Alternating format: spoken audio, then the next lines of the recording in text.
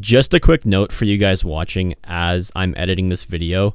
I end up saying the shield respawns when I meant to say despawn. So every time I say respawn regarding the shield, I mean despawn. I don't know why I was being stupid. Anyway, let's roll that intro. Hey, what's going on everyone, and welcome back to once again another video on the channel. Today I'm going to be talking about how you never have to worry about armor ever again within Warzone. Now I noticed a lot in solo play and in the late game, a lot of teams usually have their 5 plates of armor, or I guess single solo players will have 5 plates of armor in that final circle, plus whatever they have equipped on them. And a lot of the time you will end up using that armor extremely fast, whether that be you get in multiple gunfights or a sniper keeps shooting you from long distance. Armor tends to be an issue in the late zone and just late game in Warzone in general, and can even be an issue in the early circle or when you come back from the gulag. So today I'm going to just tell you guys what me and my team have developed. I wouldn't say we created this idea. All credit does go to Rectify though. We were playing a game. We had the final circle from Circle Peak Intels all the way set down to just in between Superstore and I don't remember. It's like a cluster of buildings. And he was like, hey, we have like $20,000 each. Why don't we just buy armor and keep dropping it on the roof so when teams push us, we don't have to go to the buy station and lose our high ground. So we started running back and forth to the buy station right below us. We would buy armor, run it up, drop the armor, go back down, buy more armor, and then the cycle would continue. And we ended up having like 50 extra plates of armor on the roof at one point. And it actually did come in handy too, because we had multiple teams push us. And then once those teams push us, we just pick up a stack of armor, re-armor up, and we didn't have to worry about health. Sure, if a team dropped like a cluster strike or anything, we would have to worry about it that way. But honestly, if you have circle peaks all the way to the final zone and you have high ground that you can hold and there's a buy station nearby, take advantage of it. I never thought about this at all, and I'm pretty sure lots of people haven't thought about this. We were testing this out in a few games in a row, and you do end up having to play a little bit slower. In the end game, you just can't push team to team because you're going to try and hold that high ground for as long as possible, because that's where your loot stashes are, just in case anyone else gets up there and takes those armor plates from you while you're pushing teams.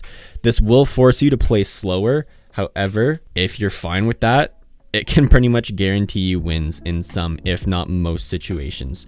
Now, when you do have the high ground, you can be aggressive with snipers and assault rifles too. So even if 1 or 2 of you end up going down because you get sniped from an enemy team far away, you can get revived from your teammates or use a self-revive if you're playing solo, and then just armor up. And if this isn't the strategy that you guys want to run, you can easily just go to any buy station and buy armor that way too. That's always a very viable option. This is just for those who want to have armor in that final circle and not have to worry about health. Just like in the gameplay, if your high ground does end up getting knocked out of the zone because the toxic gas cuts it off, honestly, that final circle, at least you'll have 5 plates in your inventory, and it most likely will go very quickly. And if you and your team have good communication, you can finish the win pretty quick. Also, it's just a really overpowered strategy.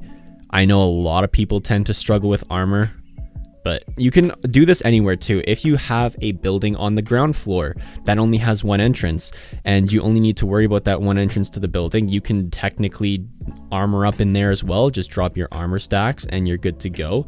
You can do this anywhere, but it works best with high ground.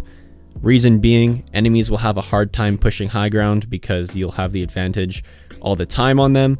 And if you're on top of a roof like we were, it's pretty easy because you can just watch the entrances and have all the shields around you. Now, when we were testing this, some shields did respawn according to Rectify. Personally, I haven't seen shield despawn. I don't know what the item despawn time is for items on the ground to despawn.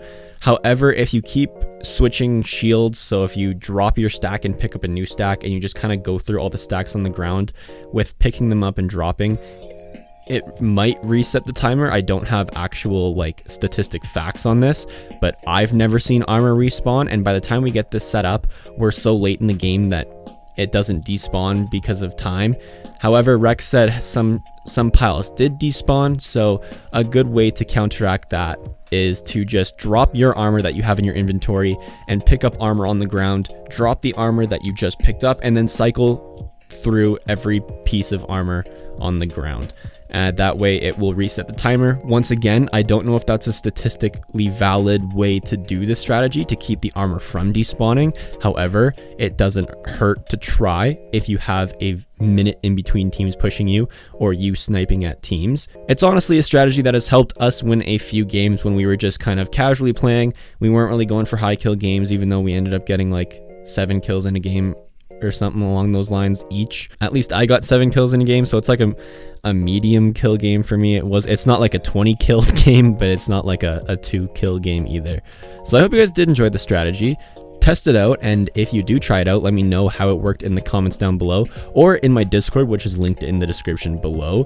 Let me know in there, and depending on how this strategy develops, I will either do a pinned comment in the comment section updating everyone, or just make a brand new video with a newer strategy on how to maintain shields longer.